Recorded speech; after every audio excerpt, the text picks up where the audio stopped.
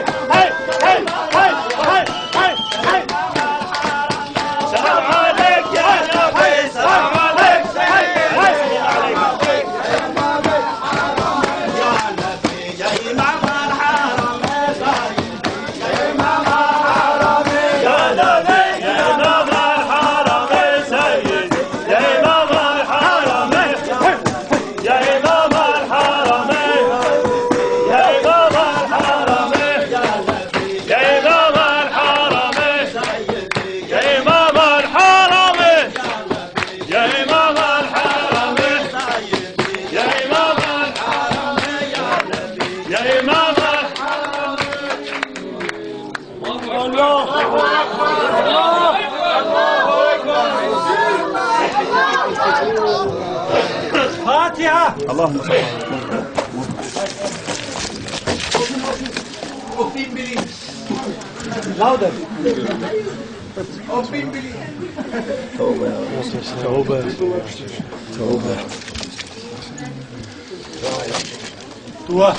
بسم الله الرحمن الرحيم. الحمد لله رب العالمين، والصلاة والسلام على أشرف المرسلين سيدنا ونبينا محمد وعلى آله وصحبه أجمعين. اللهم بجاه حبيبك المصطفى ورسولك المرتضى الكرام، وبجاه سيد سلطان الأولياء سيد الشيخ عبد الله الفاز الداستاني محمد ناظم الحقاني، أول مجلسنا هذا صلاحا وأوسطه فلاحا وآخره نجاحا. اللهم اجعل أوله رحمة وأوسطه نعمة وآخره تكريمة ومغفرة. الحمد لله الذي تواضع كل شيء لعظمته، وكل شيء لعزته، ووضع كل شيء لملكه، وقدم كل شيء لقدرته. الحمد لله الذي سكن كل شيء لهيبته، وأظهر كل شيء بحكمته، وصاغر كل شيء لكبريائه. في أحب الساعات إليك يا ودود، العرش المجيد، لما يريد، لك حديث الجنود، فرعون وثمود، الذين كفروا في تكذيب والله من ورائهم محيط، وقرآن مجيد في لوح محفوظ. اللهم تقبل منا يا الله، اللهم ثبتنا على الإيمان والإسلام والإحسان. اللهم ارزقنا شفاعة حبيبك المصطفى عليه أفضل الصلاة والسلام. اللهم احشرنا مع النبيين والصديقين والشهداء والصالحين. حسن أولئك رفيقا. ربنا آتنا في الدنيا حسنة، وفي الآخرة حسنة وقنا عذاب النار. ادخلنا الجنة مع الأبرار برحمتك يا عزيز يا غفار، يا كريم يا ستار، رب العالمين. اللهم أجرنا من عذاب القبر ومن عذاب النار، فتنة المحيا والممات، فتنة المسيح الدجال. اللهم آمنا بعمرنا بعمر صاحب الزمن، بعمر سيدنا الشيخ محمد ناظم الحقاني. واجمعنا مع سيدنا محمد المهدي عليه السلام، سيدنا عيسى عليه السلام.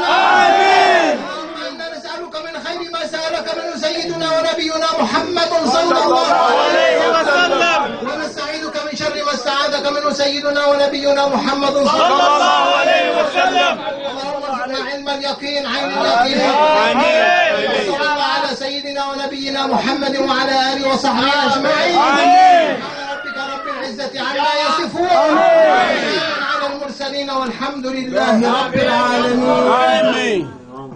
تقبل منا واعف عنا واغفر لنا وارحمنا، وتب علينا واهدنا واسقنا، شاننا وشان المسلمين، انصرنا على القوم الكافرين، انصر سلطاننا سلطان المسلمين، سلطان الانس والجن، المهدي عليه السلام.